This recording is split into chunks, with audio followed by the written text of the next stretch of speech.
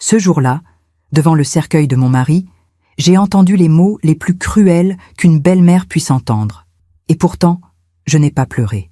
Je m'appelle Joséphine Armand. J'ai 73 ans et voici l'histoire que j'ai gardée pour moi bien trop longtemps. Il y a des moments dans la vie où le silence devient plus lourd que les mots. Le jour de l'enterrement de Pierre, mon mari pendant 48 ans, j'ai compris que certaines personnes cachent leur véritable nature jusqu'au dernier instant. La chapelle sentait l'encens et les lits blancs. Les bancs de bois craquaient sous le poids des visiteurs. Tout le monde portait du noir, bien sûr, mais moi, j'avais choisi une broche en forme de pivoine, la fleur préférée de Pierre. Je la portais sur mon tailleur, juste au-dessus du cœur. Pierre était parti 3 jours plus tôt. Une crise cardiaque, brutale, dans son fauteuil préféré, près de la fenêtre qui donnait sur le jardin. Il lisait son journal. Il a posé sa main sur sa poitrine, m'a regardé avec un sourire doux, et puis, plus rien. 48 ans de mariage, 2 enfants, une vie entière construite ensemble, pierre après pierre, comme on bâtit une cathédrale avec patience et amour. Notre fils, Mathieu, était là, le visage défait. À côté de lui, sa femme, Camille. Ce prénom me brûle encore la bouche quand je le prononce. Elle était là, impeccable dans sa robe noire ajustée, les cheveux tirés en chignon, le regard froid comme du marbre. Pas une larme, pas un tremblement, rien. Je ne l'ai jamais vraiment aimé, je dois l'avouer. Mais je l'ai accepté, parce que Mathieu l'aimait, ou du moins, je pensais qu'il l'aimait. Pendant la cérémonie, je tenais la main de mon fils. Il pleurait en silence. Camille, elle, consultait son téléphone. Discrètement, pensait-elle. Mais moi, je voyais tout. Quand le prêtre a fini son homélie, les gens ont commencé à défiler devant le cercueil pour un dernier adieu. Des amis, des voisins, des cousins éloignés. Chacun posait une main sur le bois verni, murmurait une prière, s'éloignait les yeux rouges. Puis est venu le tour de Camille. Elle s'est avancée lentement, presque théâtralement. Elle s'est penchée vers le cercueil, a posé ses 2 mains sur le couvercle, et c'est là qu'elle a dit, d'une voix basse, mais parfaitement audible, « Dommage que ce ne soit pas vous à sa place. » Le monde s'est arrêté. J'ai cru avoir mal entendu. Mon cœur a fait un bond dans ma poitrine. Autour de moi, quelques personnes ont figé. Mathieu, lui, n'avait rien entendu. Il était trop loin. Camille s'est redressée, m'a regardé droit dans les yeux et a esquissé un sourire froid, sans un gramme de remords. Alors je me suis levée, lentement. Mes jambes tremblaient, mais mon regard, lui, était de glace. Je me suis approchée d'elle, tout près, assez pour sentir son parfum trop sucré. Et j'ai dit, d'une voix calme, presque un murmure, « Faites attention à ce que vous souhaitez, ma chère. » Elle a froncé les sourcils. Peut-être qu'elle ne s'attendait pas à ce que je réagisse. Peut-être qu'elle pensait que j'étais trop vieille, trop faible, trop brisée par le chagrin. Mais elle ne me connaissait pas vraiment. Ce soir-là, en rentrant chez moi, j'ai pris dans mes mains la photo de notre mariage, Pierre et moi. Nous avions 25 ans. Nous étions beaux, naïfs, pleins d'espoir. J'ai caressé son visage sur le papier jauni et j'ai murmuré « Ne t'inquiète pas, mon amour, je vais m'occuper de tout. » Parfois, on fait confiance à ceux qui ne la méritent pas. Et vous, avez-vous déjà été déçu par quelqu'un que vous aimiez? Racontez-moi votre histoire dans les commentaires. J'aimerais vous lire. Les jours qui ont suivi l'enterrement ont été étranges. Pas à cause du vide laissé par Pierre. Ce vide, je l'attendais, je le connaissais déjà. Non, c'était autre chose. Un silence pesant. Une sensation que quelque chose d'invisible était en train de se fissurer. Notre maison, celle que Pierre et moi avions achetée il y a 40 ans, me semblait soudain trop grande, trop silencieuse. Chaque pièce portait une mémoire. La cuisine, où il aimait préparer ses omelettes le dimanche, le salon où il lisait ses romans policiers, la chambre où nous nous endormions main dans la main. Mais ce n'était pas de la nostalgie que je ressentais, c'était de la lucidité. Je me suis souvenu de tout. Des années entières défilèrent dans ma tête, comme un film en noir et blanc. Nous nous étions mariés en 1977. Pierre était comptable. Moi, j'étais institutrice. Nous habitions un petit appartement près de la gare. Nous n'avions presque rien, mais nous avions tout. Les premières années ont été douces. Pierre rentrait du travail avec des fleurs, toujours des pivoines. Il disait que leur parfum lui rappelait notre premier rendez-vous dans le jardin du Luxembourg. Puis Mathieu est né, puis Sophie, notre fille, 3 ans plus tard. Nous avons déménagé dans cette maison. Pierre a été promu. J'ai continué à enseigner. Les enfants ont grandi. La vie était simple, ordonnée, comme une partition bien jouée. C'était une vie heureuse. Du moins, c'est ce que je croyais. Mathieu a toujours été un garçon sensible. Trop sensible, peut-être. Il avait besoin d'être aimé, rassuré, validé. Pierre, lui, était distant avec les enfants. Pas méchant. Juste absent. Il travaillait beaucoup. Il disait que c'était pour nous, pour notre avenir. Mathieu en a souffert. Je le voyais bien. Mais je ne savais pas comment combler ce vide. Alors, quand il a rencontré Camille, j'ai cru que c'était une bénédiction. Ils se sont mariés il y a 12 ans. Une cérémonie simple, dans une petite église de campagne. Camille portait une robe blanche trop ajustée, trop courte pour un mariage religieux, mais je n'ai rien dit. Mathieu la regardait comme si elle était la 8e merveille du monde. Pierre, lui, ne l'aimait pas. Il ne l'a jamais dit ouvertement, mais je le voyais dans ses gestes, la façon dont il évitait de croiser son regard, la façon dont il changeait de sujet quand elle parlait. Un soir, quelques mois après le mariage, il m'a dit « Cette femme ne l'aime pas, Joséphine. Elle aime ce qu'il peut lui offrir. » Je lui ai répondu que c'était injuste, qu'il ne la connaissait pas vraiment. Mais au fond de moi, je savais qu'il avait raison. Les années ont passé. Camille et Mathieu n'ont pas eu d'enfants.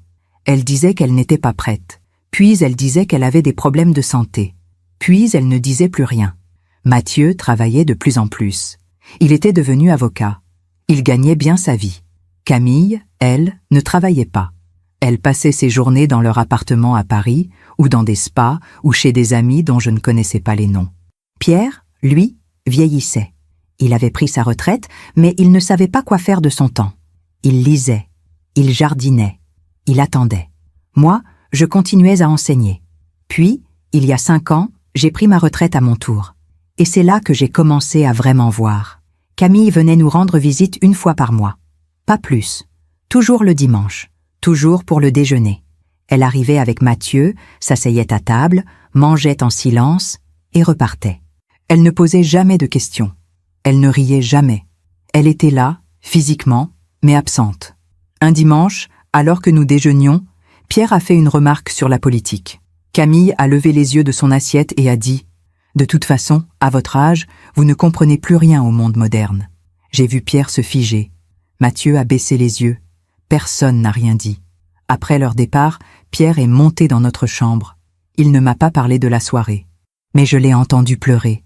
C'était la première fois en 48 ans que je l'entendais pleurer. Maintenant, assise dans mon salon vide, je tenais entre mes mains la broche en forme de pivoine. Je la tournais lentement sous la lumière de la lampe. Et je me suis souvenu de cette phrase que Pierre m'avait dite quelques semaines avant sa mort. « Joséphine, si quelque chose m'arrive, ne laisse pas Mathieu seul avec elle. » Je n'avais pas compris, à l'époque. Mais maintenant, je comprenais tout. Pendant que je raconte tout cela, je me demande d'où vous m'écoutez. Écrivez le nom de votre ville en commentaire. Le lendemain de l'enterrement, Mathieu est venu me voir. Il était seul. Camille n'était pas avec lui. Il a sonné à la porte vers 10 heures du matin. J'étais dans la cuisine, en train de préparer du thé. Quand j'ai ouvert, j'ai vu son visage. Il avait vieilli de 10 ans en 3 jours. Ses yeux étaient rouges, ses épaules affaissées. Il portait un pull gris que je lui avais offert pour Noël, il y a 2 ans. « Maman !» Sa voix s'est brisée. Il s'est effondré dans mes bras. Nous sommes restés comme ça, debout dans l'entrée, pendant plusieurs minutes. Je caressais ses cheveux, comme quand il était petit. Je ne disais rien. Il n'y avait rien à dire. Nous nous sommes installés dans le salon. J'ai servi le thé. Mathieu tenait sa tasse entre ses mains, mais il ne buvait pas. Il regardait le vide. « Papa me manque déjà, maman. »« Je sais, mon chéri. À moi aussi. » Il a hoché la tête. Puis il a ajouté, d'une voix tremblante, « Je ne sais pas comment je vais faire sans lui. » J'ai posé ma main sur la sienne. « Tu vas continuer, parce que c'est ce qu'il aurait voulu. » Mathieu a souri tristement. Puis il a regardé autour de lui. La maison était exactement comme avant. Les meubles, les photos, les objets, rien n'avait changé, sauf que Pierre n'était plus là. « Maman, est-ce que tu vas rester ici, toute seule ? » ?»« Oui, c'est ma maison. Mais tu n'as pas peur de te sentir seule ? » J'ai souri doucement. « Mathieu, j'ai 73 ans. J'ai vécu 48 ans avec ton père. Je ne suis pas seule. Il est partout dans cette maison. Il a baissé les yeux. Je voyais qu'il voulait dire quelque chose, mais qu'il n'osait pas. Alors j'ai dit « Et Camille, elle va bien ?» Le silence qui a suivi a été long, trop long. Elle est fatiguée. Les funérailles l'ont beaucoup affectée. J'ai serré ma tasse un peu plus fort. Vraiment? Mathieu m'a regardé. Il y avait quelque chose dans ses yeux. De la gêne. De la honte peut-être. Maman, je sais qu'elle n'est pas toujours facile. Mais elle traverse une période difficile. Une période difficile. J'ai répété ces mots lentement, en pesant chaque syllabe. Mathieu a détourné le regard. Nous avons parlé d'autre chose. De Sophie, ma fille, qui vivait en Belgique et qui n'avait pas pu venir à l'enterrement à cause de son travail. Des papiers administratifs à régler. De la succession. Puis Mathieu s'est levé. Il devait partir. Il avait un rendez-vous chez le notaire. Avant de franchir la porte, il s'est retourné vers moi. « Maman, merci. Pourquoi tu me remercies? Pour tout, pour avoir toujours été là. » Il m'a embrassé sur le front et il est parti. J'ai refermé la porte.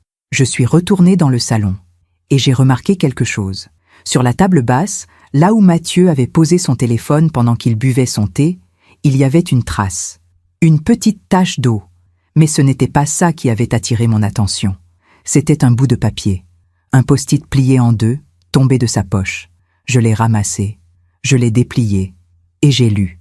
N'oublie pas, virement de 2000 € avant jeudi. Sinon, je dis tout. C'est. Mon cœur s'est arrêté. J'ai relu le message. 1 fois, 2 fois, 3 fois. Sinon, je dis tout. Tout quoi? J'ai replié le papier. Je l'ai glissé dans la poche de mon gilet. Mes mains tremblaient. Camille faisait chanter Mathieu. Ce soir-là, je n'ai pas dormi. Je suis restée assise dans le fauteuil de pierre, près de la fenêtre. La lune éclairait le jardin. Les pivoines commençaient à fleurir. J'ai pensé à tout, aux années passées, aux sacrifices, à l'amour que nous avions donné à nos enfants, à la vie que nous avions construite. Et j'ai pensé à cette femme qui avait osé me dire, devant le cercueil de mon mari, qu'elle aurait préféré que ce soit moi qui sois morte. Cette femme qui maintenant faisait chanter mon fils. J'ai touché la broche sur mon gilet, la pivoine, le symbole de tout ce que Pierre et moi avions partagé. Et j'ai compris. Pierre savait. Il savait depuis longtemps. C'est pour ça qu'il m'avait dit « Ne laisse pas Mathieu seul avec elle ». Il m'avait laissé un message, un avertissement, une mission. Le lendemain matin, j'ai pris mon téléphone. J'ai appelé un vieil ami de Pierre, un homme discret, un homme qui savait comment obtenir des informations. Je lui ai dit « Jean, j'ai besoin de ton aide. Et vous, qu'auriez-vous fait à ma place? Laissez-moi un commentaire, j'aimerais savoir. » Jean est arrivé chez moi 2 jours plus tard. C'était un jeudi après-midi. Le ciel était gris, menaçant. Il a sonné à la porte exactement à 15 h, comme convenu. Jean Moreau, 78 ans, ancien inspecteur de police, à la retraite depuis 10 ans. Un ami de Pierre depuis l'université. Un homme de confiance. Quand j'ai ouvert la porte, il m'a souri doucement. Il portait un costume sombre, une écharpe beige. Il avait vieilli, lui aussi. Mais ses yeux, eux, étaient toujours aussi vifs. « Bonjour Joséphine. »« Bonjour Jean. Entre. » Nous nous sommes installés dans le salon. J'ai préparé du café. Jean a posé sa serviette en cuir sur la table basse. Il ne m'a pas posé de questions tout de suite. Il attendait que je parle. J'ai sorti le post-it de ma poche. Je l'ai déplié. Je l'ai posé devant lui. Jean l'a lu. Son visage est resté impassible. Puis, il a levé les yeux vers moi. « Où as-tu trouvé ça ?» Mathieu l'a fait tomber de sa poche avant-hier. Il ne s'en est pas rendu compte. Jean a hoché la tête. Il a relu le message une 2e fois. 2000 €. Sinon, je dis tout. Il a posé le papier. Il a croisé les mains sur ses genoux. Joséphine, tu sais ce que ça signifie? Oui. Camille fait chanter Mathieu. Et tu veux savoir pourquoi? Je veux savoir tout. Jean a soupiré. Il a ouvert sa serviette. Il en a sorti un petit carnet noir, un stylo. D'accord. Mais je dois te prévenir, parfois, la vérité fait plus mal que le mensonge. J'ai 73 ans, Jean. J'ai enterré mon mari il y a 1 semaine. Je crois que je peux supporter la vérité. Il m'a regardé longuement. Puis il a hoché la tête. Bien, je vais avoir besoin de quelques informations. Pendant l'heure qui a suivi, j'ai tout raconté à Jean. Le mariage de Mathieu et Camille, les années qui ont suivi, le comportement de Camille, sa froideur, son absence, les remarques blessantes, la phrase qu'elle avait prononcée pendant les funérailles. Jean écoutait sans m'interrompre. Il prenait des notes. De temps en temps, il hochait la tête. Quand j'ai eu fini, il a refermé son carnet. « Joséphine, est-ce que Mathieu a des dettes ? Pas que je sache. Il gagne bien sa vie. Est-ce qu'il a des problèmes au travail ? Non. Enfin, pas qu'il m'en ait parlé. Et Camille ? Elle a de la famille ? Des amis proches ? J'ai réfléchi. Elle a une sœur, je crois, mais elle ne se parle plus. Et des amis ? Je ne sais pas. Elle ne parle jamais de personne. Jean a noté quelque chose dans son carnet. D'accord, laisse-moi quelques jours. Je vais faire des recherches discrètes. Mais je te préviens, si Camille fait chanter Mathieu, c'est qu'elle a quelque chose à cacher, ou qu'elle sait quelque chose qu'elle ne devrait pas savoir. Trouve-moi la vérité, Jean. C'est tout ce que je te demande. Jean est parti.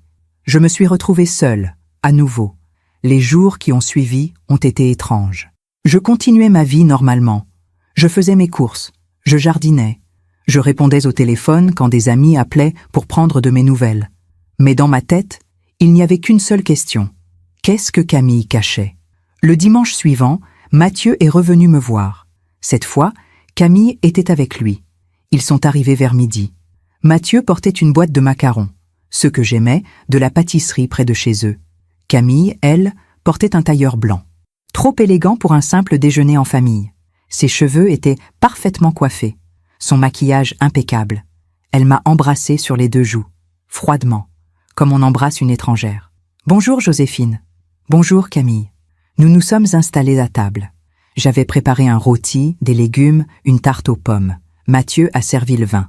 Camille a à peine touché son assiette. Pendant le repas, elle a parlé. Beaucoup. Trop même. Elle a parlé de ses projets de voyage, d'une amie qui avait acheté une maison dans le sud, d'un nouveau restaurant à Paris. Mathieu, lui, ne disait rien. Il mangeait en silence. Il évitait mon regard. À un moment, Camille s'est tournée vers moi. « Joséphine, vous devriez venir passer quelques jours chez nous. Ça vous ferait du bien. Cette maison est trop grande pour vous, maintenant que Pierre n'est plus là. » J'ai posé ma fourchette.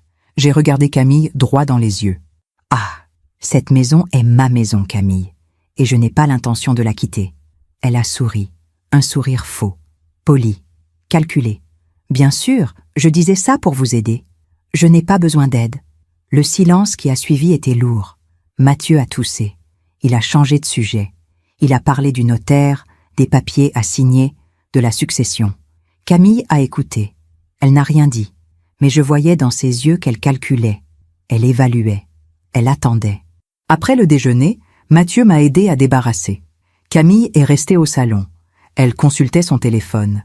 Dans la cuisine, Mathieu m'a dit à voix basse « Maman, merci pour le repas. C'était délicieux. »« De rien, mon chéri. » Il a hésité. Puis il a ajouté « Maman, est-ce que tout va bien ?» J'ai souri. « Oui. Pourquoi ? Je ne sais pas. Tu as l'air différente. » « Différente comment ?» Il a haussé les épaules. Plus calme, plus déterminé. J'ai posé ma main sur sa joue. « Je vais bien, Mathieu. Ne t'inquiète pas. » Mais au fond de moi, je savais que ce calme n'était qu'une façade. Ce soir-là, après leur départ, j'ai reçu un message de Jean. « J'ai trouvé quelque chose. On se voit demain. 15 heures, même endroit. » Mon cœur s'est mis à battre plus vite. J'ai touché la broche en forme de pivoine, encore épinglée sur mon gilet. Et j'ai murmuré « Pierre, je crois que je vais bientôt comprendre. » Pendant que je raconte tout cela, je me demande d'où vous m'écoutez. Écrivez le nom de votre ville en commentaire. Jean est arrivé le lendemain à 15 heures précises. Cette fois, son visage était grave. Il n'a pas souri en entrant. Il a posé sa serviette sur la table, s'est assis et m'a regardé longuement avant de parler. « Joséphine, ce que je vais te dire ne sera pas facile à entendre. » J'ai serré mes mains l'une contre l'autre. « Je suis prête. » Jean a ouvert sa serviette. Il en a sorti plusieurs documents. Des photocopies, des relevés, des photos. Il a posé le premier document devant moi. « Voici les relevés bancaires de Mathieu, sur les 6 derniers mois. » J'ai regardé les chiffres. Des virements, réguliers. Toujours le même montant, 2000 €. Toujours le même destinataire, c'est Lavigne. Lavigne, c'est le nom de jeune fille de Camille. Elle a gardé un compte à son nom. J'ai compté mentalement 6 virements, 12 000 € en 6 mois. Mon Dieu. Jean a posé un deuxième document. Maintenant, regarde ça. C'était une série de photos. Des photos prises dans un café, dans la rue, dans un parking. Sur chacune d'elles, on voyait Camille. Mais elle n'était pas seule. Elle était avec un homme jeune, la trentaine peut-être, costume élégant, sourire charmeur. Et sur plusieurs photos, ils se tenaient la main. Ils s'embrassaient. Mon sang s'est glacé. Qui est cet homme? Il s'appelle Julien Marchand. 34 ans, promoteur immobilier, célibataire, ou du moins, officiellement. Jean a sorti une autre photo, plus récente. Camille et cet homme, devant un immeuble moderne. Cet immeuble appartient à Marchand. Camille y va 2 à 3 fois par semaine. Toujours les mêmes jours, toujours les mêmes horaires. J'ai senti mes mains trembler. Mathieu sait? Jean a hoché la tête lentement. Je pense que oui. Il a posé un dernier document. Un mail, imprimé. Daté de 3 mois plus tôt. C'était un échange entre Camille et Mathieu. Camille, je veux divorcer. Mathieu, pourquoi? Qu'est-ce que j'ai fait? Camille, tu n'as rien fait. C'est juste que je ne t'aime plus. Mathieu, s'il te plaît, ne fais pas ça. On peut essayer. On peut aller voir un thérapeute. Camille, non, c'est trop tard. Mais si tu veux que je garde le silence sur certaines choses, il faudra que tu coopères. Mathieu, quelle chose? De quoi tu parles? Camille, tu sais très bien de quoi je parle. 2000 € par mois. Et je ne dis rien. Sinon, tout le monde saura. J'ai relu le mail 3 fois. Mes yeux se sont remplis de larmes. Jean, qu'est-ce qu'elle sait? Qu'est-ce qu'elle cache? Jean a refermé sa serviette. Il a pris une grande respiration. Joséphine, j'ai continué à creuser. Et j'ai trouvé quelque chose sur Mathieu. Mon cœur s'est arrêté. Quoi? Il y a 5 ans, Mathieu a eu un accident de voiture. Un soir, tard. Il avait bu. Il a renversé un cycliste. Quoi? Le cycliste s'en est sorti avec quelques fractures. Mathieu a été arrêté. Mais l'affaire a été classée sans suite. Le cycliste n'a pas porté plainte. Mais pourquoi? Jean m'a regardé droit dans les yeux. Parce que Mathieu a payé 50 000 € en liquide, pour que l'affaire disparaisse. J'ai porté ma main à ma bouche. Mon Dieu, Pierre savait? Oui, c'est lui qui a payé. Il a vendu des actions. Il a tout arrangé discrètement. Les larmes ont coulé sur mes joues. Pierre, mon Pierre, il avait tout porté, seul. Il avait protégé Mathieu. Il avait protégé notre famille. Et Camille savait. Elle avait découvert. Et maintenant, elle utilisait ce secret pour faire chanter Mathieu. Jean a posé sa main sur la mienne. Joséphine, je suis désolée. J'ai essuyé mes larmes. J'ai redressé la tête. Non. Ne sois pas désolée. Tu m'as donné la vérité. C'est ce que je voulais. Qu'est-ce que tu vas faire? J'ai regardé les documents étalés sur la table. Les relevés bancaires, les photos, le mail. Et j'ai senti quelque chose se durcir en moi. Une détermination froide. Une clarté absolue. Je vais protéger mon fils. Jean a hoché la tête. Comment? J'ai souri. Un sourire calme, presque serein. Laisse-moi quelques jours. Je vais réfléchir. Après le départ de Jean, je suis restée assise dans le salon pendant des heures. La nuit est tombée. Les lumières du jardin se sont allumées automatiquement. Les pivoines brillaient sous la lune. J'ai pensé à Mathieu, mon petit garçon, mon fils sensible, fragile, qui avait fait une erreur, une terrible erreur, mais une erreur. J'ai pensé à Pierre, qui avait tout porté, qui avait tout réparé, qui était mort en gardant ce secret. Et j'ai pensé à Camille, cette femme froide, calculatrice, qui profitait de la faiblesse de mon fils, qui le saignait, qui le détruisait. J'ai touché la broche en forme de pivoine, et j'ai murmuré « Pierre, tu m'as laissé un message. Ne laisse pas Mathieu seul avec elle. Maintenant, je comprends. Et je te promets, je vais finir ce que tu as commencé. » Le lendemain matin, j'ai appelé Mathieu. « Mon chéri, est-ce que tu peux venir me voir? Seul, s'il te plaît. J'ai besoin de te parler. » Sa voix était inquiète. « Maman, tout va bien? » « Oui, mais c'est important. »« D'accord, je viens cet après-midi. » J'ai raccroché. J'ai pris les documents que Jean m'avait laissés. Je les ai rangés dans une enveloppe Kraft. Et j'ai attendu. Je me demande encore si j'ai fait le bon choix. Et vous, qu'auriez-vous fait à ma place? Mathieu est arrivé à 15 heures. Il avait les traits tirés. Ses yeux étaient cernés, comme s'il n'avait pas dormi depuis des jours. Il portait un jean et un pull simple. Pas de costume, pas de cravate. Il avait l'air épuisé. Quand il est entré, il m'a embrassé longuement. « Maman, viens, mon chéri. Assieds-toi. Nous nous sommes installés dans le salon. J'ai préparé du thé. Mathieu tenait sa tasse entre ses mains, mais il ne buvait pas. Il me regardait avec inquiétude. « Maman, qu'est-ce qui se passe? Tu m'as fait peur au téléphone. » J'ai pris une grande respiration. « Mathieu, il faut qu'on parle. » « De quoi ?» J'ai sorti l'enveloppe Kraft de sous le coussin du canapé. Je l'ai posée sur la table basse, entre nous. Mathieu a regardé l'enveloppe. Son visage s'est figé. « Qu'est-ce que c'est? Ouvre-la. » Il a hésité, puis, lentement, il a ouvert l'enveloppe. Il a sorti les documents, les relevés bancaires, les photos de Camille avec Julien Marchand, le mail. J'ai vu son visage changer.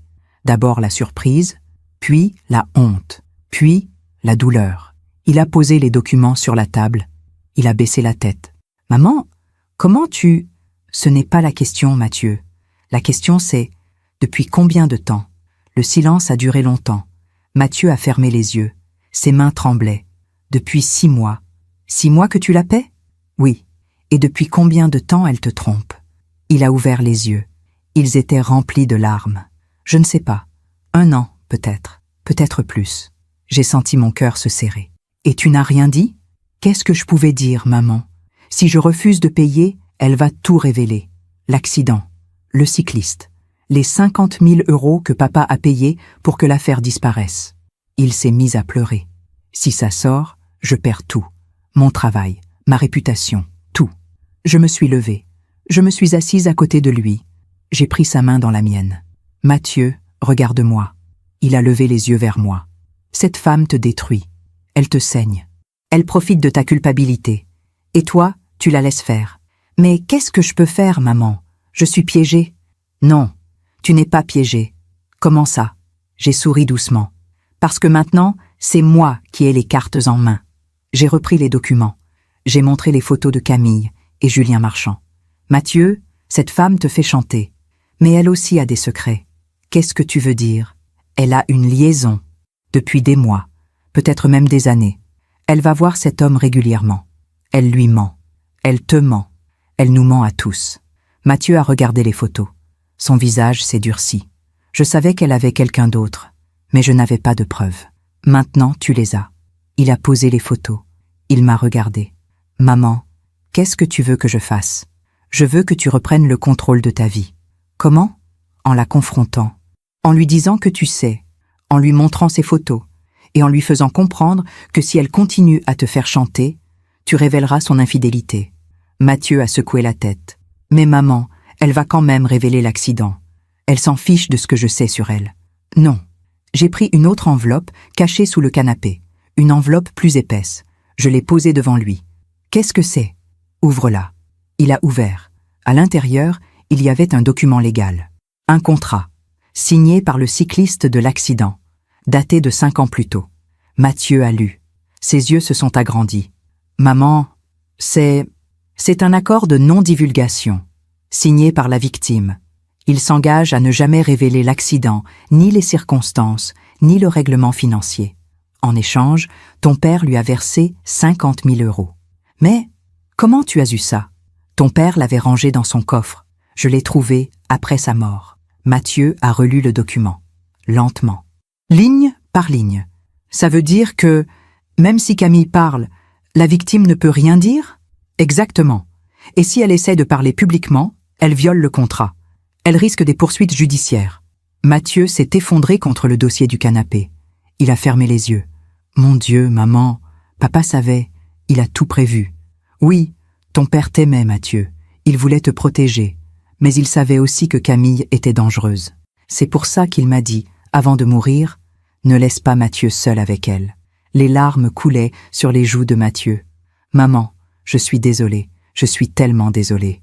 Ce n'est pas à moi que tu dois demander pardon. C'est à toi-même. » Nous sommes restés silencieux pendant un long moment. Puis Mathieu a demandé, d'une voix tremblante, « Qu'est-ce que je fais maintenant? » Tu rentres chez toi, tu prends ces documents, et demain, tu convoques Camille. Tu lui montres les photos, tu lui montres le contrat, et tu lui dis que c'est fini. Et si elle refuse, elle ne refusera pas, parce qu'elle sait que si elle parle, elle perd tout, sa réputation, son confort, son amant, tout. Mathieu a hoché la tête lentement. D'accord. Il s'est levé. Il a pris les documents, il m'a embrassé. Merci, maman. Ne me remercie pas, fais ce qui doit être fait. Après son départ, je suis restée seule dans le salon. J'ai touché la broche en forme de pivoine, et j'ai murmuré « Pierre, j'espère que tu es fier de moi. » Le lendemain matin, j'ai reçu un message de Mathieu.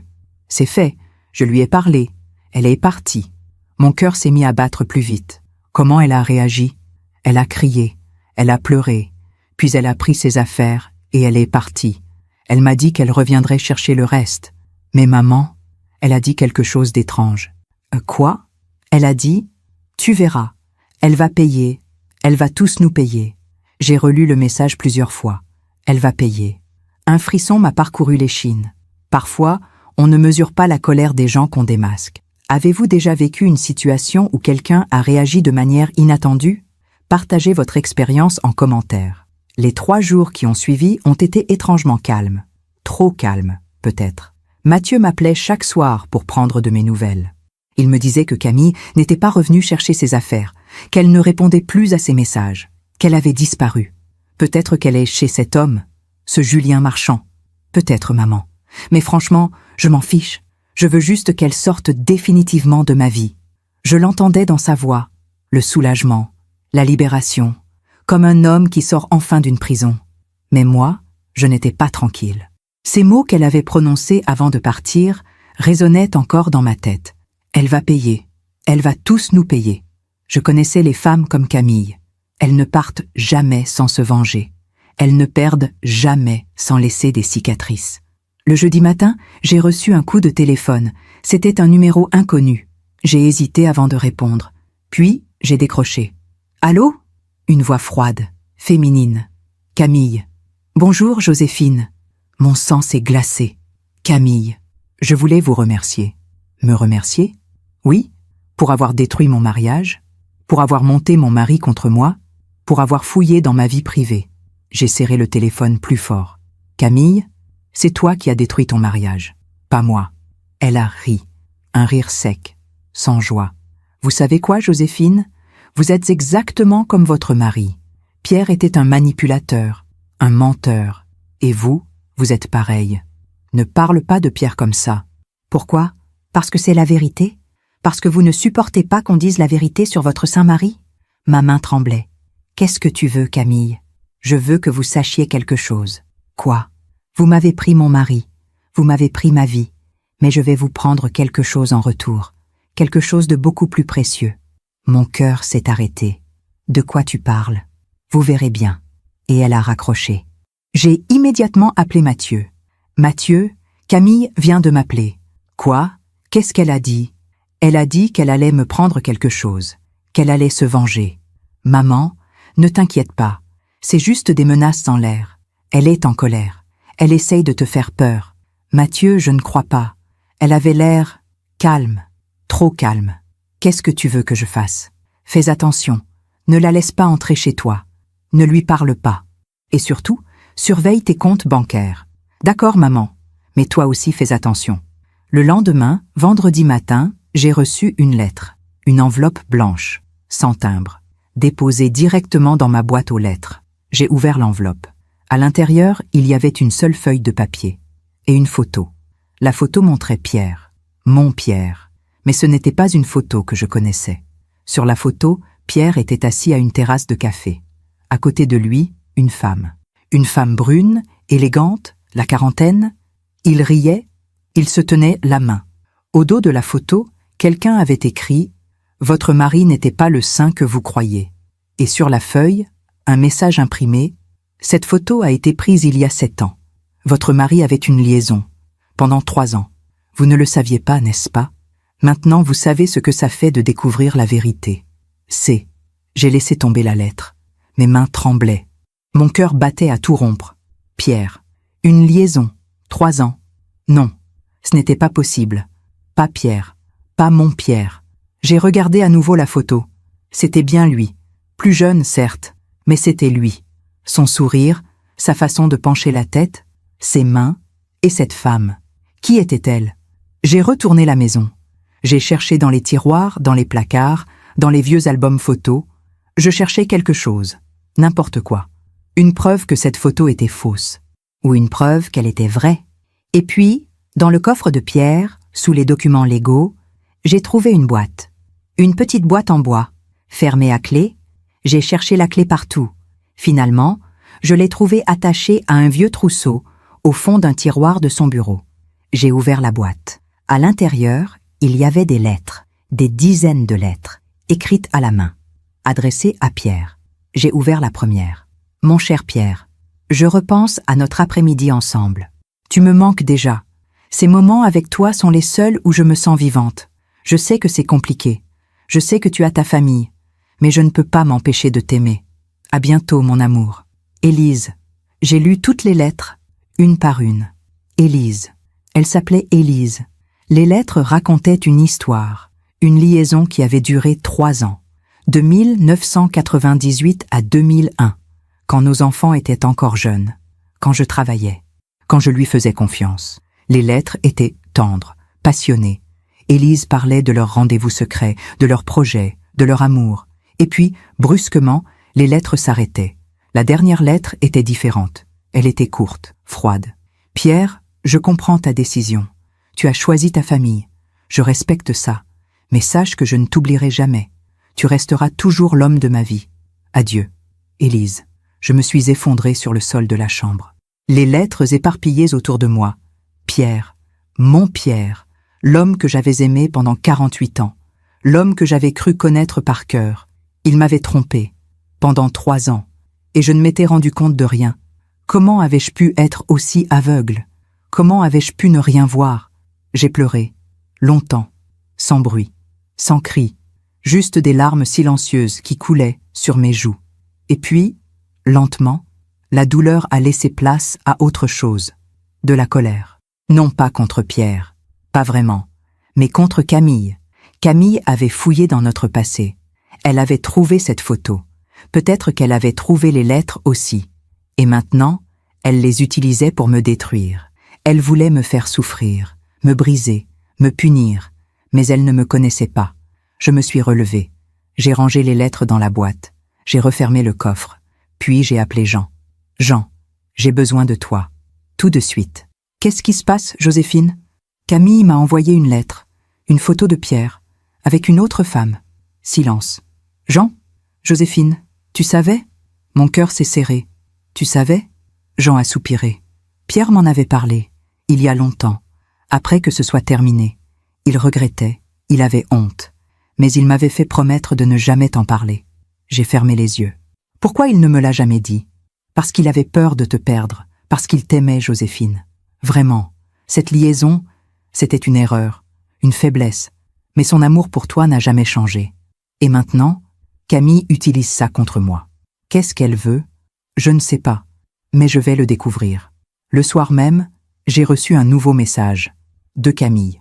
Demain, 10 heures, Café Le Balzac, rue de la Fontaine, venez seul, où tout le monde saura. J'ai relu le message plusieurs fois. Elle voulait me voir, me parler, me confronter. Très bien. J'ai répondu, j'y serai. Cette nuit-là, je n'ai pas dormi. Je suis restée assise dans le fauteuil de Pierre, près de la fenêtre. La lune éclairait le jardin. Les pivoines étaient en pleine floraison. J'ai touché la broche en forme de pivoine, encore épinglée sur mon gilet. Et j'ai murmuré, « Pierre, tu m'as menti. Tu m'as trompé. Et maintenant, je dois affronter les conséquences de tes secrets. » Puis j'ai ajouté, plus doucement, « Mais je t'aime quand même, malgré tout, parce que l'amour, ce n'est pas l'absence d'erreur, c'est le choix de rester. Et toi, tu es resté. » Le lendemain matin, je me suis préparée avec soin. J'ai mis mon plus beau tailleur, celui que Pierre aimait, bleu marine, élégant, sobre. J'ai épinglé la broche en forme de pivoine sur mon col. J'ai pris mon sac à main. À l'intérieur, j'ai glissé l'enveloppe avec les photos de Camille et Julien Marchand, et une autre enveloppe, celle que j'avais préparée la veille. Puis, je suis partie. Le Café Le Balzac était un petit établissement discret, dans un quartier tranquille. Des tables en bois, des chaises en rotin, une ambiance feutrée. Camille était déjà là, assise au fond, près de la fenêtre. Elle portait un tailleur blanc impeccable. Ses cheveux étaient parfaitement coiffés. Son maquillage, parfait. Mais ses yeux Ses yeux étaient durs, froids. Je me suis approchée. Je me suis assise en face d'elle. « Bonjour, Camille. Bonjour, Joséphine. » Nous nous sommes regardés en silence pendant un long moment. Puis Camille a souri. Un sourire glacial. « Alors, vous avez aimé ma petite surprise? Si tu parles de la photo de Pierre, oui, je l'ai vue. Et, ça vous fait quoi de savoir que votre saint mari vous trompait? » J'ai soutenu son regard. Ça me fait de la peine. Évidemment. Mais, ça ne change rien. Comment ça, ça ne change rien? Pierre a fait une erreur, comme tous les êtres humains. Mais il est revenu. Il a choisi sa famille. Il m'a choisi. Et il a passé les 20 dernières années de sa vie à être un bon mari. Camille a ri. Vous êtes pathétique. Peut-être. Mais au moins, je ne suis pas une femme qui détruit les gens pour se sentir puissante. Le sourire de Camille s'est effacé. Qu'est-ce que vous voulez dire? J'ai sorti l'enveloppe de mon sac. J'ai posé les photos sur la table. Les photos de Camille et Julien Marchand. Je veux dire que tu n'es pas mieux que Pierre. Tu trompes Mathieu depuis des mois, peut-être même des années. Tu le fais chanter, tu le saignes. Et maintenant, tu essaies de me détruire. Camille a regardé les photos. Son visage a pâli. Où vous avez eu ça? Ce n'est pas important. Ce qui est important, c'est que maintenant, je sais tout. Et si tu continues à essayer de me faire du mal, ou à Mathieu, je vais envoyer ces photos à tout le monde. À ta famille, à tes amis, à ton amant. Camille a serré les poings. Vous n'oseriez pas. Et c'est moi. Le silence qui a suivi était électrique. Camille me regardait avec une haine pure. Mais je ne sciais pas. Puis, elle a dit, d'une voix tremblante, « Vous savez quoi, Joséphine? Vous avez gagné. Vous m'avez battue. Vous êtes contente? Je ne voulais pas gagner, Camille. Je voulais juste protéger mon fils. Eh bien, félicitations. Vous avez réussi. Mais sachez une chose. Je ne vous pardonnerai jamais. » Elle s'est levée. Elle a pris son sac. Et avant de partir, elle s'est penchée vers moi. Elle a murmuré, tout près de mon oreille, « Vous croyez avoir tout compris. Mais vous ne savez rien. Rien du tout. » Et elle est partie. Je suis restée assise un long moment, les mains tremblantes, le cœur battant. Qu'est-ce qu'elle avait voulu dire? Vous ne savez rien? J'ai sorti mon téléphone. J'ai appelé Jean. Jean, j'ai vu Camille. Comment ça s'est passé? Je lui ai montré les photos. Je l'ai confrontée. Elle est partie. Mais elle a dit quelque chose d'étrange. Quoi? Elle a dit que je ne savais rien. Qu'est-ce qu'elle a voulu dire? Jean est resté silencieux un instant. Joséphine, il y a quelque chose que je ne t'ai pas dit. Mon sang s'est glacé. Quoi? J'ai continué à enquêter sur Camille et j'ai trouvé quelque chose de grave. Dis-moi. Pas au téléphone. Je viens chez toi, maintenant. Vous êtes-vous déjà demandé si vous connaissiez vraiment les gens autour de vous? Dites-moi en commentaire. Jean est arrivé 1 heure plus tard. Il avait le visage grave, plus grave que d'habitude. Il tenait sa serviette en cuir d'une main ferme, mais je voyais qu'il était tendu. Entre, Jean. Nous nous sommes installés dans le salon. Cette fois, je n'ai pas préparé de café. Je n'avais pas la force. Je voulais juste savoir. Jean a posé sa serviette sur la table. Il m'a regardé longuement. Joséphine, ce que je vais te dire va être difficile. Dis-moi, j'ai besoin de savoir. Il a ouvert sa serviette. Il en a sorti plusieurs documents. Des relevés bancaires, des copies de mails, des photos. Après notre dernière conversation, j'ai continué à creuser dans la vie de Camille. Je voulais comprendre pourquoi elle était aussi acharnée, pourquoi elle semblait avoir autant de haine. Et j'ai découvert quelque chose sur son passé, quelque chose qu'elle a caché à Mathieu, à tout le monde. Mon cœur battait de plus en plus vite. Continue. Jean a posé une première photo devant moi, une photo d'identité, une jeune femme brune, le visage fermé. Voici Camille, il y a 15 ans. Avant qu'elle ne rencontre Mathieu, elle s'appelait encore Camille Lavigne. Elle vivait à Lyon. Je sais tout ça, Jean. Oui, mais ce que tu ne sais pas, c'est ce qu'elle faisait à Lyon. Il a posé un autre document, un extrait de casier judiciaire. J'ai lu. Mes yeux se sont agrandis. Camille Lavigne, condamnée en 2006 pour escroquerie et abus de confiance. Peine avec sursis. Mon Dieu, elle a escroqué un homme âgé, un veuf de 70 ans. Elle s'est fait passer pour une aide-soignante. Elle a gagné sa confiance. Et puis, elle lui a soutiré plus de 80 000 euros. 80 000 euros. L'homme a porté plainte. Elle a été jugée, condamnée. Mais la peine était avec sursis. Elle a payé une amende. Et puis, elle a déménagé à Paris. Elle a changé de vie. Et elle a rencontré Mathieu. Je me suis laissé retomber contre le dossier du canapé. Camille, une escroc, une manipulatrice. Depuis toujours. Mathieu sait? Non, je ne pense pas. Camille a tout fait pour effacer son passé. Elle n'en a jamais parlé. Mais comment? Comment elle a réussi à tromper tout le monde? Jean a sorti un autre document.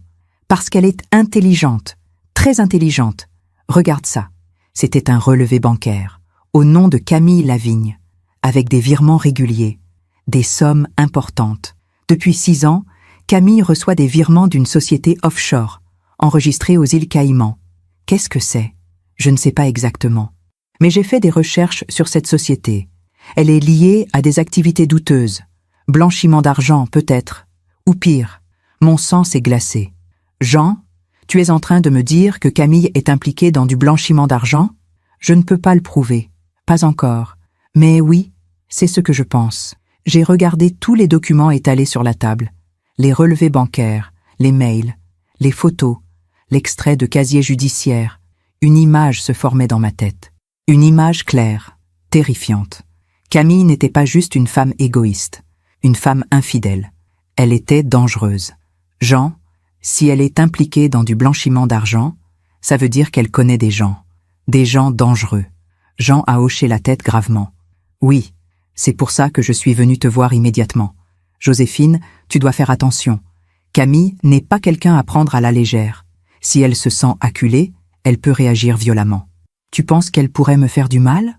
Je ne sais pas. Mais je pense qu'elle pourrait essayer de te nuire. Gravement. Le silence qui a suivi était lourd. J'ai pensé à tout. À Mathieu. À la confrontation au café. À la phrase que Camille avait prononcée avant de partir. Vous ne savez rien. Rien du tout. Maintenant, je comprenais. Elle ne parlait pas de Pierre. Elle ne parlait pas de sa liaison. Elle parlait d'elle-même, de son passé, de ses secrets. Et maintenant qu'elle savait que j'avais les photos, qu'elle avait perdu son emprise sur Mathieu, elle devait se sentir piégée. Une femme piégée est une femme dangereuse. Jean, qu'est-ce que je dois faire? Tu dois aller voir la police. Tout de suite, avec ces documents. Ils pourront ouvrir une enquête. Mais si je fais ça, Camille va savoir que c'est moi. Elle va se venger. Joséphine, si tu ne fais rien, elle va continuer. Elle va peut-être s'en prendre à Mathieu, ou à toi, ou aux deux. J'ai fermé les yeux. Pierre, que ferais-tu à ma place? Et soudain, j'ai entendu sa voix, dans ma tête, douce, calme. Protège notre fils, quoi qu'il en coûte. J'ai ouvert les yeux. D'accord, je vais aller voir la police.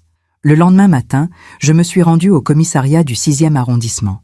J'avais pris tous les documents, les relevés bancaires, les photos, l'extrait de casier judiciaire, tout. Jean m'accompagnait. Il m'avait proposé de venir avec moi pour me soutenir. J'avais accepté. Nous avons été reçus par un inspecteur, un homme d'une 50aine d'années, le visage sérieux, les cheveux grisonnants. Madame Armand, je suis l'inspecteur Leblanc. Que puis-je faire pour vous? J'ai posé l'enveloppe sur son bureau. Je veux porter plainte contre ma belle-fille. L'inspecteur a ouvert l'enveloppe. Il a commencé à lire les documents. Son visage est resté impassible pendant un moment. Puis, lentement, ses sourcils se sont froncés. Madame Armand, ces relevés bancaires, comment les avez-vous obtenus? Jean s'est penché en avant. Inspecteur, je suis Jean Moreau, ancien inspecteur de police. J'ai mené une enquête privée à la demande de Madame Armand. Ces documents ont été obtenus légalement. L'inspecteur Leblanc a regardé Jean, puis il a hoché la tête. Très bien. Il a continué à lire, page après page, document après document. Puis il a levé les yeux vers moi. Madame Armand, ces informations sont très sérieuses. Si ce que vous dites est vrai, nous parlons d'escroquerie, de blanchiment d'argent, et possiblement d'autres délits. Je sais. Vous comprenez que si nous ouvrons une enquête, votre belle-fille va être interrogée? Peut-être même arrêtée? Oui, je comprends. L'inspecteur a refermé le dossier. Très bien. Je vais transmettre ce dossier à la brigade financière. Ils vont examiner les preuves et décider de la suite. Mais je dois vous prévenir. Ce genre d'enquête peut prendre du temps. Des semaines, des mois même. Ça ne fait rien. Du moment que justice est faite. Nous sommes sortis du commissariat. Jean m'a pris le bras doucement. Tu as fait ce qu'il fallait, Joséphine. J'espère. Maintenant, il faut que tu fasses attention. Camille va peut-être se douter de quelque chose. Je sais. Si elle te contacte, ne réponds pas. Si elle vient chez toi, N'ouvre pas. Et surtout, appelle-moi immédiatement. D'accord, Jean. Merci. Pour tout. Il m'a embrassé sur le front. C'est normal. Pierre aurait fait pareil pour moi. Les jours qui ont suivi ont été étranges. J'attendais. J'attendais un appel de la police. Un message. N'importe quoi. Mais rien ne venait. Mathieu m'appelait tous les jours. Il me disait que Camille n'était toujours pas revenue, qu'elle avait vidé leur compte joint, qu'elle avait pris toutes ses affaires. Maman, je crois qu'elle est partie pour de bon. Tant mieux, mon chéri. Mais je ne comprends pas. Pourquoi elle a fait ça? Pourquoi elle m'a épousée si elle ne m'aimait pas? J'ai hésité. Devais-je lui dire la vérité? Lui parler du casier judiciaire? De l'escroquerie? Non, pas encore. Il avait déjà assez souffert. Mathieu, certaines personnes sont juste perdues. Elles ne savent pas aimer. Elles ne savent que prendre. Tu as raison, maman. Et toi, comment tu vas? Mieux. Beaucoup mieux même. C'est comme si j'avais enlevé un poids énorme de mes épaules. Alors c'est bien. Continue comme ça. Prends soin de toi. Une semaine plus tard, j'ai reçu un appel de l'inspecteur Leblanc. Madame Armand, nous avons du nouveau. Mon cœur s'est mis à battre plus vite. Dites-moi. Nous avons ouvert une enquête officielle. Nous avons interrogé plusieurs personnes. Et nous avons découvert que Camille Lavigne est impliquée dans un réseau de blanchiment d'argent, un réseau international. Mon Dieu. Nous avons émis un mandat d'arrêt. Mais il y a un problème. Quoi? Camille a disparu. Elle a quitté la France. Nous pensons qu'elle est partie en Suisse ou peut-être aux îles Caïmans. Mon sang s'est glacé. Elle est partie? Oui. Mais ne vous inquiétez pas. Nous avons lancé un mandat d'arrêt international. Si elle revient en Europe, elle sera arrêtée. J'ai raccroché lentement. Camille avait fui. Elle avait tout abandonné. Mathieu, sa vie à Paris, tout, pour échapper à la justice. Ce soir-là, je me suis assise dans le fauteuil de Pierre. J'ai regardé par la fenêtre. Le jardin était magnifique. Les pivoines étaient en pleine floraison. J'ai touché la broche en forme de pivoine. Et j'ai murmuré « Pierre, c'est fini. Camille est partie. Mathieu est libre. Justice est faite. » Puis j'ai ajouté, plus doucement « Mais il y a une chose que je ne comprends pas. Pourquoi tu ne m'as jamais parlé d'Élise? Pourquoi tu as gardé ce secret ?» Le silence de la maison était apaisant. Et soudain, j'ai compris. Pierre avait gardé ce secret parce qu'il m'aimait, parce qu'il ne voulait pas me faire souffrir, parce qu'il avait choisi de revenir, de rester. Et moi, je devais choisir aussi. Je devais choisir de lui pardonner, de continuer à l'aimer, malgré tout. Parce que l'amour, ce n'est pas l'absence d'erreur, c'est le choix de rester. Le lendemain, j'ai reçu une lettre, une enveloppe blanche, sans timbre, déposée dans ma boîte aux lettres. Mon cœur s'est serré. Encore Camille? J'ai ouvert l'enveloppe. À l'intérieur, une seule feuille de papier et un message manuscrit. Joséphine, je sais que vous me détestez. Je sais que vous avez parlé à la police. Je sais que j'ai tout perdu. Mais je voulais que vous sachiez quelque chose. Votre mari, Pierre, n'était pas l'homme que vous croyez.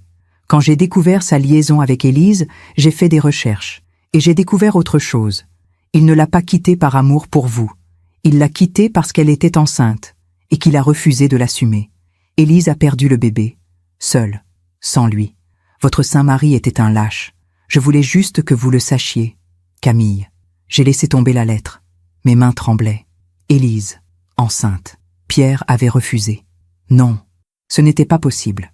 Pas Pierre. Mais au fond de moi, une petite voix murmurait « Et si c'était vrai ?» J'ai pris mon téléphone. J'ai appelé Jean. « Jean, j'ai besoin que tu fasses une dernière chose pour moi. » « Quoi?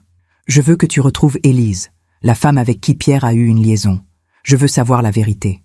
Toute la vérité. » Jean a hésité. « Joséphine, tu es sûre? »« Oui, je dois savoir. »« D'accord, je vais essayer. » Parfois, la vérité fait plus mal que le mensonge. Mais on a besoin de la connaître quand même. Avez-vous déjà vécu une situation où vous avez dû choisir entre l'ignorance et la vérité? Dites-moi en commentaire. Jean a mis 4 jours à retrouver Élise. 4 jours pendant lesquels je n'ai presque pas dormi. Je tournais en rond dans la maison. Je relisais la lettre de Camille. Je regardais les photos de Pierre. Je me demandais si tout ce que j'avais cru savoir était un mensonge. Le 5e jour, Jean m'a appelé. « Joséphine, je l'ai trouvée. » Mon cœur s'est arrêté. « Où ? » Elle vit à Versailles. Elle a 62 ans.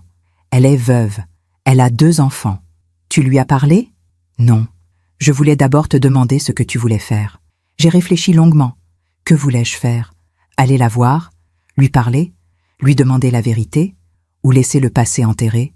Je veux la voir. Tu es sûr? Oui. Arrange un rendez-vous. Dis-lui que la veuve de Pierre Armand souhaite lui parler. Jean a hésité. D'accord. Je vais essayer. 2 jours plus tard, j'étais dans le train pour Versailles. Jean m'accompagnait. Il avait insisté. Il disait qu'il ne voulait pas me laisser affronter ça seule. Élise avait accepté de me rencontrer. Chez elle, dans son appartement. Le trajet m'a semblé interminable. Je regardais par la fenêtre. Les paysages défilaient. Les champs, les maisons, les arbres. Et dans ma tête, une seule question tournait en boucle. Qu'est-ce qu'elle va me dire? L'appartement d'Élise était dans un immeuble ancien, élégant, près du château. Nous avons sonné. Une femme a ouvert. Elle était belle, encore, malgré les années. Cheveux gris coiffés en chignon, visage fin, yeux verts, élégante dans un pull en cachemire beige et un pantalon noir. Elle m'a regardé, longuement, puis elle a souri tristement. « Vous êtes Joséphine ?»« Oui. Entrez. » Nous nous sommes installés dans son salon, un salon lumineux, rempli de livres et de plantes, des photos de famille sur les étagères, des enfants, des petits-enfants. Élise a servi du thé. Ses mains tremblaient, légèrement. Jean s'est assis à l'écart. Il nous laissait parler. Élise s'est assise en face de moi. Elle m'a regardé droit dans les yeux. Je me doutais qu'un jour, quelqu'un viendrait. Vous vous doutiez? Oui. Quand on a un secret comme le mien, on sait qu'il finit toujours par ressortir. J'ai posé ma tasse sur la table. Élise, je vais être directe. J'ai appris que vous avez eu une liaison avec mon mari. Pendant 3 ans. Elle a hoché la tête lentement. Oui, c'est vrai. Et j'ai appris autre chose. Son visage s'est crispé. Quoi? Que vous étiez enceinte, et que Pierre a refusé de l'assumer. Le silence qui a suivi était lourd. Élise a baissé les yeux. Ses mains se sont crispées sur ses genoux. Qui vous a dit ça? Ma belle-fille, Camille. Élise a relevé la tête. Elle m'a regardé avec un mélange de tristesse et de colère. Votre belle-fille ment. Mon cœur a bondi. Quoi? Oui, j'étais enceinte, mais Pierre ne l'a jamais su. Élise s'est levée. Elle a marché jusqu'à la fenêtre. Elle est restée là, le dos tourné, regardant dehors. Puis elle a commencé à parler, d'une voix douce, tremblante. J'ai rencontré Pierre en 1998. J'étais divorcée, seule, perdue. Lui était marié. Malheureux, disait-il. Nous nous sommes rencontrés dans une librairie. Nous avons parlé de livres, puis de la vie, puis de nous. Elle s'est retournée. Nous sommes tombés amoureux, follement, passionnément. Mais nous savions que c'était impossible. Il avait une famille, vous, vos enfants. Alors pourquoi continuer? Parce qu'on ne contrôle pas l'amour, Joséphine. On le subit. Elle est revenue s'asseoir. Pendant 3 ans, nous nous sommes vus en secret. C'était douloureux, magnifique, destructeur. Mais je l'aimais, et lui aussi m'aimait. Du moins, c'est ce que je croyais. Que s'est-il passé? Un jour, je suis tombée enceinte. Ma respiration s'est accélérée. J'étais terrifiée, je ne savais pas quoi faire. J'avais 40 ans, je vivais seule. Et l'homme que j'aimais était marié. Vous lui avez dit? Élise a secoué la tête. Non? Pourquoi? Parce que je savais ce qu'il allait faire. Elle a pris une grande respiration. Pierre était un homme bon. Trop bon, peut-être. S'il avait su, il aurait voulu assumer. Il aurait quitté sa famille. Il aurait tout détruit pour moi. Les larmes montaient dans mes yeux. Et je ne voulais pas ça. Je ne voulais pas être celle qui brise un foyer. Alors j'ai pris une décision. Laquelle? J'ai mis fin à notre relation. Je lui ai dit que je ne l'aimais plus. Que je voulais passer à autre chose. Mais... Et le bébé? Élise a baissé les yeux. Une larme a coulé sur sa joue. J'ai fait une fausse couche. 2 semaines après notre séparation. Seule, chez moi. Mon cœur s'est brisé. Mon Dieu, Élise, Pierre ne l'a jamais su. Il est mort sans savoir. Nous sommes restées silencieuses pendant un long moment. Élise pleurait doucement. Moi aussi. Puis j'ai dit, d'une voix tremblante, « Pourquoi vous me racontez tout ça ?» Elle m'a regardée à travers ses larmes. « Parce que vous méritez de savoir la vérité. Votre mari n'était pas un lâche, Joséphine. C'était un homme qui aimait trop, qui voulait protéger tout le monde. Moi, vous, vos enfants. Mais il vous a trahi? Il m'a trahi? Oui, mais il est revenu vers vous. Il a choisi sa famille. Il a fait ce qu'il pensait être juste. J'ai essuyé mes larmes. Et vous? Comment vous avez fait pour continuer? Élise a souri tristement. J'ai reconstruit ma vie. J'ai rencontré quelqu'un d'autre. Je me suis remariée. J'ai eu 2 enfants merveilleux. J'ai été heureuse. Mais Pierre est resté dans un coin de mon cœur. Toujours. Elle a pris ma main. Joséphine, je suis désolée. Désolée pour tout le mal que j'ai pu vous causer. Même sans le savoir. J'ai serré sa main. Je ne vous en veux pas, Élise. Vous aussi, vous avez souffert. Nous avons parlé encore longtemps. Élise m'a raconté sa vie, ses enfants, son mari décédé il y a 5 ans, sa solitude. Et moi, je lui ai raconté Pierre, les dernières années, sa maladie cardiaque, sa mort paisible. À un moment, elle m'a demandé « Est-ce qu'il a été heureux? Avec vous ?» J'ai réfléchi. Oui, je crois. Nous avons eu une belle vie ensemble. Pas parfaite, mais belle. Élise a souri. Alors je suis contente. C'est ce qu'il méritait. Avant de partir, Élise m'a donné quelque chose. Une petite boîte en bois, semblable à celle que j'avais trouvée chez Pierre. Qu'est-ce que c'est? Les lettres que Pierre m'a envoyées. Je les ai gardées toutes ces années. Mais maintenant, je pense qu'elles vous reviennent. Non, Élise, gardez-les. Ce sont vos souvenirs. Elle a secoué la tête. Non, Joséphine. Ces lettres parlent d'un homme que nous avons toutes les 2 aimé. Mais cet homme vous appartenait. Pas à moi. Prenez-les. J'ai accepté la boîte. Je l'ai serrée contre moi. Dans le train du retour, j'ai ouvert la boîte. J'ai lu les lettres, une par une. C'étaient des lettres d'amour, tendres, passionnées, douloureuses. Pierre écrivait à Élise comme je ne l'avais jamais entendu parler. Et pourtant, dans chaque lettre, il y avait une phrase, toujours la même. Mais je ne peux pas te donner plus. Je ne peux pas quitter ma famille. Parce que malgré tout, je les aime. J'ai refermé la boîte. Jean, assis à côté de moi, m'a regardé. « Ça va ?»« Oui, ça va. Tu as trouvé ce que tu cherchais ?» J'ai hoché la tête. « Oui, la vérité. » Le soir même, de retour chez moi, je me suis assise dans le fauteuil de Pierre. J'ai posé la boîte d'Élise à côté de celle que j'avais trouvée dans le coffre. 2 histoires, 2 femmes, un seul homme. Et soudain, j'ai compris. Pierre n'était pas un saint. Il n'était pas parfait. Il avait fait des erreurs, des choix difficiles, des compromis. Mais il avait aimé, sincèrement, profondément. Moi, Élise, nos enfants. Et c'est ça qui comptait. J'ai touché la broche en forme de pivoine et j'ai murmuré « Pierre, je te pardonne. Pour tout. Pour Élise. Pour les secrets. Pour les mensonges. » Puis j'ai ajouté, en souriant à travers mes larmes « Mais la prochaine fois que je te rejoindrai, on aura une longue conversation, toi et moi. » Le lendemain matin, j'ai reçu un appel de l'inspecteur Leblanc. « Madame Armand, nous avons du nouveau. » « Oui, Camille Lavigne a été arrêtée, à Genève. Les autorités suisses l'ont interpellée hier soir. Elle sera extradée vers la France dans les prochains jours. Mon cœur s'est mis à battre plus vite. Elle va être jugée? Oui, pour escroquerie, blanchiment d'argent et plusieurs autres chefs d'accusation. Elle risque plusieurs années de prison. J'ai fermé les yeux. Justice. Enfin. Merci, inspecteur. Madame Armand, vous devriez être fière de vous. Sans votre plainte, cette femme aurait continué à détruire des vies. Je n'ai fait que protéger mon fils. C'est déjà beaucoup. J'ai appelé Mathieu immédiatement. Mathieu, Camille a été arrêtée. Le silence au bout du fil était long. Maman, qu'est-ce que tu veux dire? Je lui ai tout raconté. L'enquête, les découvertes, le casier judiciaire, le blanchiment d'argent, l'arrestation. Mathieu n'a rien dit pendant plusieurs minutes. Puis, d'une voix tremblante, « Maman, merci. » De quoi? De m'avoir sauvée, de m'avoir protégée, comme toujours. C'est mon rôle, mon chéri, c'est mon rôle. 2 semaines plus tard, le procès de Camille a commencé. Je n'y suis pas allée. Je n'avais pas besoin de la voir. Je savais que la justice suivrait son cours. Mathieu y est allé, une seule fois, pour témoigner. Quand il est revenu, il m'a dit « Elle a pleuré, elle a demandé pardon. » Mais le juge n'a rien voulu entendre. Quelle peine elle a eue. 5 ans de prison ferme. 5 ans. Pour tout le mal qu'elle avait fait. Pour toutes les vies qu'elle avait détruites. Ce n'était peut-être pas assez. Mais c'était déjà ça. La vie a continué. Doucement. Lentement. Mathieu a refait sa vie.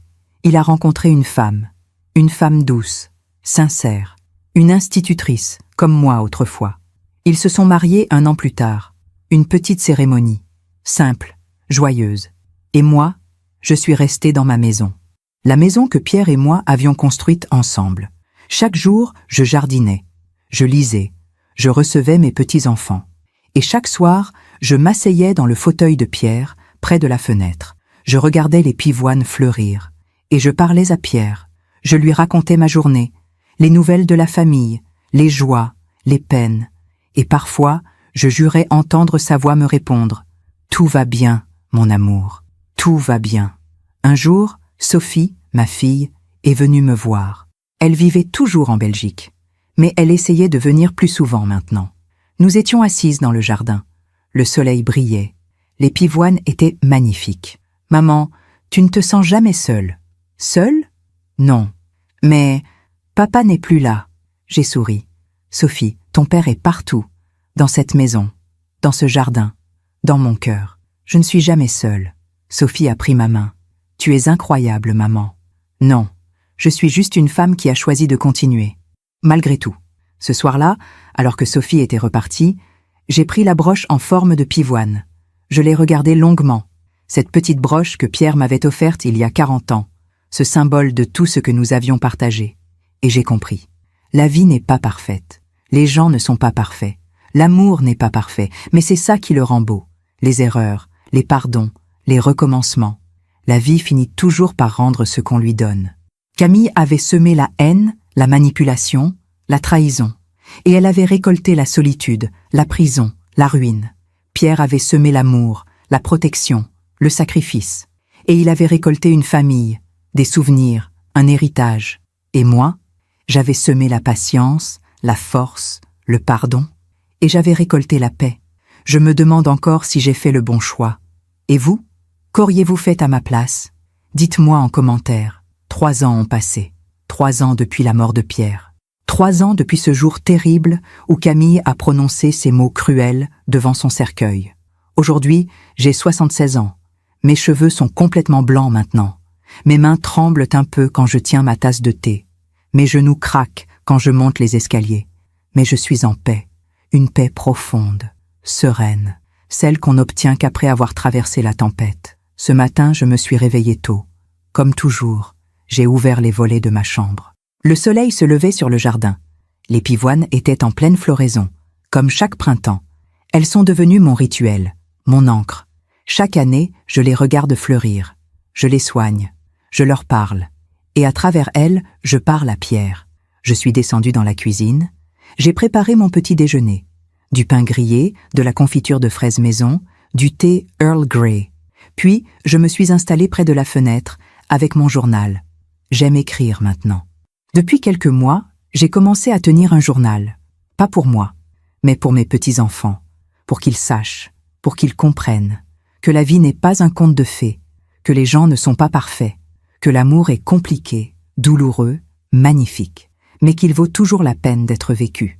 Mathieu vient me voir chaque dimanche, avec sa nouvelle femme, Anne, et leur petite fille, Margot.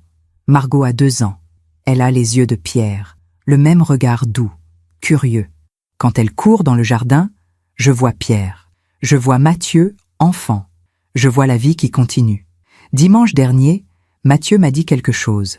Nous étions assis dans le salon. Anne jouait avec Margot dans le jardin. Nous les regardions par la fenêtre. « Maman, je ne t'ai jamais vraiment remercié. Me remercier pourquoi, mon chéri ? Pour tout. Pour m'avoir sauvée de Camille. Pour avoir découvert la vérité.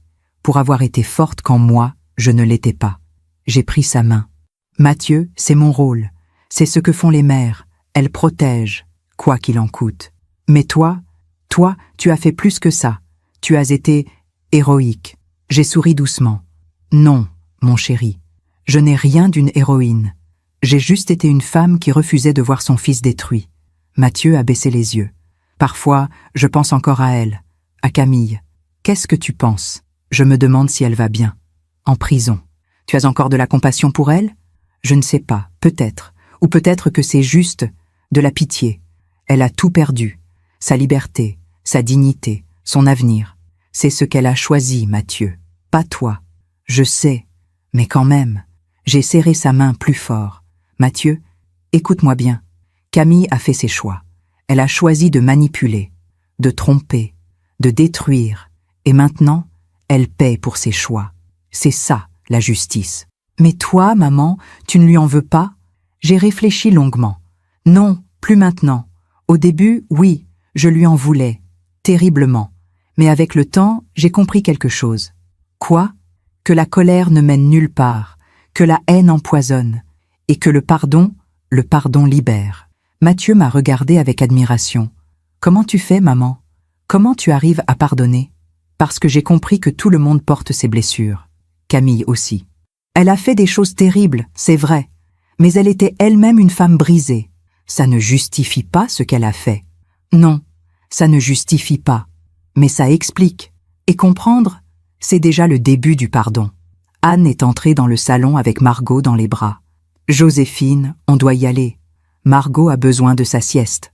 Bien sûr, ma chérie. Ils se sont levés. Mathieu m'a embrassé longuement. Je t'aime, maman. Moi aussi, mon chéri. Prends soin de ta famille. Promis. Avant de partir, Anne m'a dit « Joséphine, je voulais vous dire, vous êtes une inspiration. Pour moi, pour nous tous. Pourquoi tu dis ça? Parce que vous avez traversé tellement d'épreuves. La mort de Pierre, les secrets, Camille. Et pourtant, vous êtes encore là, souriante, en paix. Comment vous faites? J'ai souri. Parce que j'ai choisi de vivre, Anne. Pas de survivre, vivre. Après leur départ, je suis sortie dans le jardin. Les pivoines brillaient sous le soleil de l'après-midi. Je me suis agenouillée près d'elles. J'ai touché leurs pétales délicats. Et j'ai murmuré « Pierre, tu me manques. Chaque jour. Mais je vais bien. Mathieu va bien. La vie continue. » Le vent a soufflé doucement, comme une réponse. Et j'ai souri. Ce soir-là, je me suis installée dans le fauteuil de Pierre, celui près de la fenêtre. J'ai pris la broche en forme de pivoine. Je l'ai tenue dans mes mains. Je l'ai regardée longtemps. Cette petite broche qui avait traversé tant d'années, tant d'épreuves, elle était devenue plus qu'un bijou. Elle était devenue un symbole d'amour, de résilience, de mémoire. J'ai repensé à tout, à cette journée terrible, le jour de l'enterrement de Pierre, le jour où Camille m'a dit ces mots cruels. Dommage que ce ne soit pas vous à sa place. À l'époque, j'avais répondu « Faites attention à ce que vous souhaitez, ma chère ». Je ne savais pas, alors à quel point ces mots étaient en prophétique. Camille avait souhaité ma mort, ma disparition. Et finalement, c'est elle qui a disparu. Pas physiquement, mais moralement, socialement, humainement. Elle est en prison, seule, oubliée, brisée. La vie finit toujours par rendre ce qu'on lui donne. Et moi, j'ai donné de l'amour, de la patience, du pardon, et j'ai reçu la paix, la sérénité, une famille qui m'aime. J'ai aussi appris quelque chose d'important, que personne n'est parfait, ni Pierre, ni moi, ni personne. Nous faisons tous des erreurs, nous portons tous des secrets, nous blessons tous, parfois, ceux que nous aimons. Mais ce qui compte, c'est ce que nous faisons après. Est-ce que nous restons? Est-ce que nous réparons? Est-ce que nous pardonnons? Pierre est resté, malgré ses erreurs, malgré Élise. Il est revenu vers moi, vers nous. Et moi, j'ai pardonné. Pas parce qu'il le méritait, mais parce que je le méritais. Parce que la colère m'aurait détruite. J'ai repensé à Élise. Nous nous sommes revus, plusieurs fois. Au début, c'était étrange, douloureux même. Deux femmes qui avaient aimé le même homme. Mais avec le temps, nous sommes devenus amis. Nous prenons le thé ensemble, une fois par mois. Nous parlons de Pierre, de la vie, de nos souvenirs. Et étrangement, ça nous fait du bien, à toutes les deux. Parce qu'Élise aussi porte ce deuil, cette absence, cette nostalgie. Et partager ça, ça rend le fardeau plus léger. Sophie, ma fille, vient plus souvent maintenant. Elle a quitté la Belgique. Elle s'est rapprochée. Elle habite à Paris maintenant. Chaque semaine, elle passe me voir. Elle m'apporte des fleurs, des livres, des gâteaux. Elle me dit « Maman, tu ne devrais pas rester seule. Viens vivre avec moi. » Mais je refuse, gentiment, fermement. Sophie, cette maison est ma maison. C'est ici que j'ai vécu avec ton père. C'est ici que j'ai élevé mes enfants. C'est ici que je veux finir mes jours. Mais tu ne te sens pas seule? Non, ma chérie, je ne suis jamais seule. Ton père est avec moi. Toujours. Hier, j'ai reçu une lettre de Camille. J'ai hésité à l'ouvrir. Longtemps. J'ai tenu l'enveloppe dans mes mains. Je me suis demandé ce qu'elle pouvait bien avoir à me dire. Finalement, je l'ai ouverte. Madame Armand, je sais que vous ne voulez plus entendre parler de moi. Je sais que je vous ai fait beaucoup de mal. À vous, à Mathieu, à toute votre famille. Je ne vous écris pas pour demander pardon. Je sais que je ne le mérite pas. Je vous écris juste pour vous dire merci. Merci de m'avoir arrêté. Merci d'avoir mis fin à tout ça. J'étais en train de me détruire et de détruire tout le monde autour de moi. Mais je ne savais pas comment arrêter. Maintenant, je suis en prison. J'ai beaucoup de temps pour réfléchir, pour comprendre, pour regretter. Je ne sais pas si un jour je serai capable de devenir une meilleure personne. Mais au moins, maintenant, j'essaie. Je ne vous demande rien. Juste, si un jour, dans plusieurs années, je sors d'ici, si un jour je croise Mathieu dans la rue, dites-lui que je suis désolée. Vraiment. Camille, j'ai relu la lettre plusieurs fois, puis je l'ai pliée. Je l'ai rangée dans un tiroir. Je ne lui répondrai pas, mais je ne la détruirai pas non plus. Parce que cette lettre, c'est le début de quelque chose, pour elle, le début du pardon, le début de la guérison. Et ça, même pour quelqu'un comme Camille, c'est important. Ce soir, assise dans mon fauteuil, je regarde les étoiles par la fenêtre. Le ciel est clair, dégagé, magnifique, et je pense à tout ce chemin parcouru, à toutes les épreuves, à toutes les larmes, à toutes les victoires, et je me dis que si je devais recommencer, je ne changerais rien. Parce que tout, absolument tout, m'a amené ici, à cette paix, à cette sérénité, à cette sagesse. Je m'appelle Joséphine Armand, j'ai 76 ans. J'ai aimé un homme pendant 48 ans. Il m'a trompé, il m'a menti, mais il m'a aussi aimé, protégé, choisi. J'ai été trahi par ma belle-fille, manipulé, attaqué, mais j'ai survécu. J'ai vaincu, pas par la vengeance, mais par la dignité. J'ai découvert des secrets, des vérités douloureuses, mais j'ai choisi de pardonner. Parce que le pardon libère, et aujourd'hui, je suis en paix.